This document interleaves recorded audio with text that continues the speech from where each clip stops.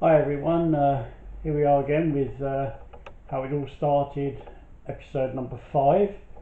I trust you're all keeping well. I'm okay. I've had a bit of a small eye infection over the last week, but that's all sorted now. I've got some nice eye drops, so that's keeping me nice and fit, but it was terrible at the time. I mean, eyes were itching, burning.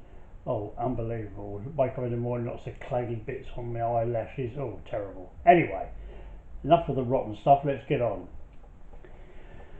So, someone had asked me whether I had made a list of any disadvantages of living in Malta. A very good question, and one which I admit I hadn't considered.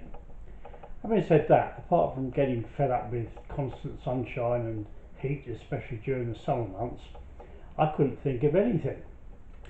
If I came across hard times financially, I could always try to find work in a hotel or something like that, and although the wages wouldn't be great, I was sure that it would be enough to survive. I suppose my bottom line was that I wasn't going to try and live out there on a whim, but for a better way of life without having to work to survive. I'd also noticed that my driving licence in the UK was due for renewal at the end of July. So if this venture was going to happen, I needed to be gone from the UK by then. It was now March, and I was now just a few days away from flying off to Malta. I ran the spreadsheet program again for March, and it told me that I would be at £106 per month better off living in Malta. Only an increase of £15 per month from the February calculation, but an increase all the same. After spending a night at the Premier Inn Hotel at Gatwick Airport, I left the UK the following day. It was Sunday the 8th of March, and the flight was delayed by 30 minutes, which was no surprise, as Gatwick only has one runway, and the landing and taking off flights must alternate. I flew with British Airways, and was surprised to find that I had Wi-Fi on board. Interestingly, on boarding, I found someone sitting in my pre-booked seat. So they were moved, and I spent the whole flight with the complete row to myself. You may be wondering why I've said interestingly. Well, it turned out that the woman in my seat and her sister were booked into the same hotel as me, because I met them again at reception. It also turned out that one of the sisters was an expat and had been living in Portugal for the past 12 years.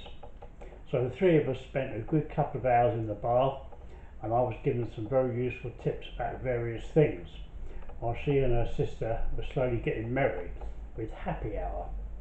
You know, buy a cocktail and get another one free, that sort of thing.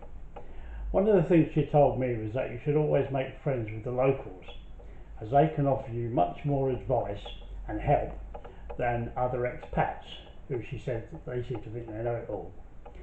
She also said it was very easy to behave like a tourist when you first move to another country. And if you're not careful, you end up spending lots of time drinking the inevitable cheap booze. Anyway, I digress. I received a message from one of the real estate agents confirming that they would come to my hotel to pick me up and show me some apartments that had been sourced. Then the following day, some more viewings with a different real estate agent. It now began to feel like the adventure had properly started now. Okay guys, next Saturday, as always, will be episode 6. I'm sure you can't wait. I'm hanging on with bated breath, I can tell. So anyway, as usual, if there's anything you want to ask me, you can email me, or leave a comment on this page. In the meantime, it's nice to hear that in the UK certainly some of the restrictions are looking at being lifted. So slowly we're hopefully going to get back to normality. But as always I say, keep safe and look after yourselves, and I'll see you next week. Bye for now.